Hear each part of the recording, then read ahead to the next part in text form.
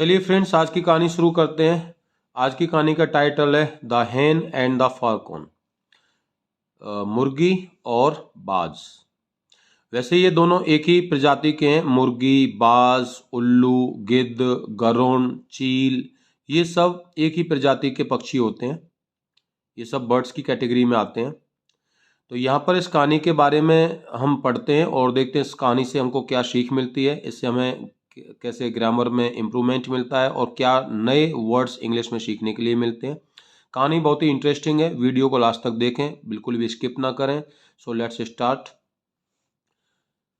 A falcon and a hen, एक बाज और एक मुर्गी, were talking to each other, एक दूसरे से बात कर रहे थे। जब दो लोग होते हैं और वो एक दूसरे से बात करते हैं तो वहां पर हम ईच अदर वर्ड का प्रयोग करते हैं। ये पास्ट का कंटिन्यूअस टेंस है जिसमें दो सब्जेक्ट हो गए, फाल्कन एंड हैन, और उनके साथ में वर लगाए।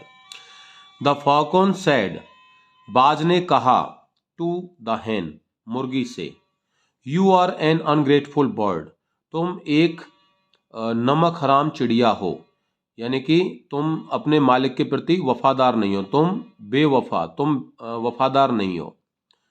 Why do you say that, तुम ऐसा क्यों कहते हो? द हैन आस्क्ड एंग्रली, उस मुर्गी ने गुस्सा होकर के उस बाज से पूछा। द फाल्कन सेड, उस बाज ने जवाब दिया, रिप्लाई, रिप्लाई की सेकंड फॉर्म यानी जवाब दिया, second form replied. Your masters, तुम्हारे मालिक, यानी कि जो मुर्गी पालते हैं उनके लिए कहा जा रहा है। योर मास्टर्स फीड, फीड मतलब होता है भोजन कराना, पालना, बड़ा करना, पालन पोषण करना। योर मास्टर्स फीड यू, तुम्हारे मालिक तुमको भोजन कराते हैं।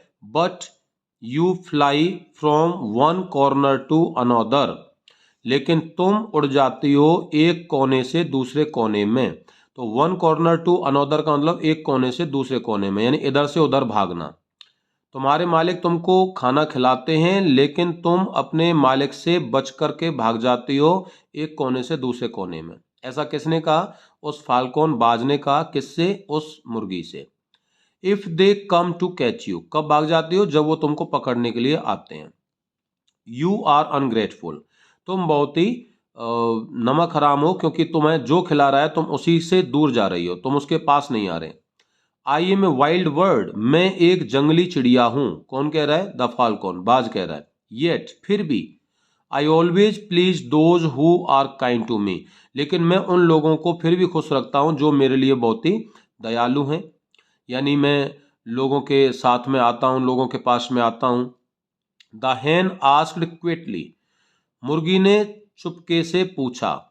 आई have seen hundreds of hens, मैंने देखा है हंड्रेड्स ऑफ हेन्स, यानी कि सैकड़ों मुर्गियों को।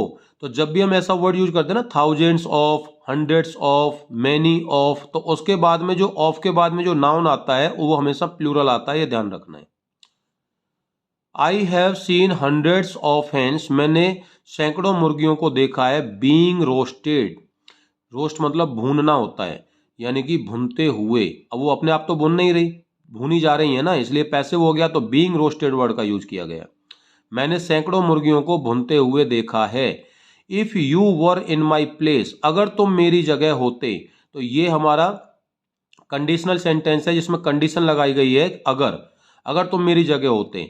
ऐसा हम अपने फ्रेंड्स सर्कल में भी लोगों के साथ में बोल देते हैं कि अगर तुम वहां जाते, अगर तुम मेरी मदद करते, अगर तुम्हारे पास पैसे होते। मैंने पिछली स्टोरी में भी आपको ये बताया था कि हम यहाँ पर जैसे आई विश का हम यूज करें काश, तो भी उसके बाद में सेकंड फॉर्म लगती है, और इफ का अगर हम प्रयोग करते हैं पास्ट में तो भी सब्जेक्ट के बाद में सेकंड फॉर्म लगती है। तो यहाँ पर वर जो है वो इज एम आर यानी बी की सेकंड फॉर्म है वर। तो यहाँ पर मुर्गी क्या कह रही है? If you were being in my place, अगर तुम मेरी जगह पर होते, you would never go near to your master, तो तुम अपने मालिक के पास में कभी नहीं जाते। जब हमारी कंडीशनल सेंटेंस का फर्स्ट सेंटेंस पास्ट के इंडेफिनिट में होता है, पास्ट के बेसिक में होता है, तो उसका जो सेकंड क्लॉज होता है वह हमेशा वुड के साथ में फर्स्ट फॉर्म में बनता है। जैसे अगर तुम आते तो मैं तुम्हें पैसे दे देता। If you came, second form I, I would give you money. ऐसे यहां पर यह कह रहा है if you were in my place, अगर तुम मेरी जगह होते, you would never go near to your masters, तो तुम अपने मालिकों के पास में कभी नहीं जाते, क्योंकि इस डर से कि वो तुम्हें पकड़ते और तुम फिर मारे जाते, तुम भूने जाते। वाइल, जबकि मैं only fly from corner to corner, जबकि मैं तो सिर्फ कोने से कोने में ही उड़ती हूँ, इधर से उधर बचती हूँ उससे। लेकिन you would fly from hill to hill, तुम तो एक पहाड़ी से दूसरी पहाड़ी पर, एक चोटी से दूसरी पहाड़ी पर चले जाते। अगर तुम्हें यह पता होता कि तुम्हारा मालिक तुम्हें इसलिए पकड़ना चाहता है क्योंकि वो तुम्हें पकड़ करके रोस्ट करेगा, भूनेगा, मारेगा। तो ये कहानी से हमको क्या सीख मिलती है? डोंट जज, यानी कि निर्णय मत लीजिए, विदाउट, बिना, अंडरस्टैंडिंग, समझे, द होल स्टोरी, पूरी कहानी को। यानी कि don't jump over any conclusion without thinking, यानी कि बिना सोचे किसी भी निर्णय पर मत पहुंचो। ये भी इस कहानी से सीख मिलती है। तो इससे सेंस ये निकला कि हमें किसी भी व्यक्ति के बारे में, उसकी सिचुएशंस को बिना एनालाइज किए उसके बारे में अपना माइंड मेकअप नहीं कर लेना चाहिए, उसके बारे में ये नहीं विचार कर लेना चाहिए कि वो कैसा है। हमें दूसरे की सिचुएशंस को समझ के चलना चाहिए। So we understand this moral from that story.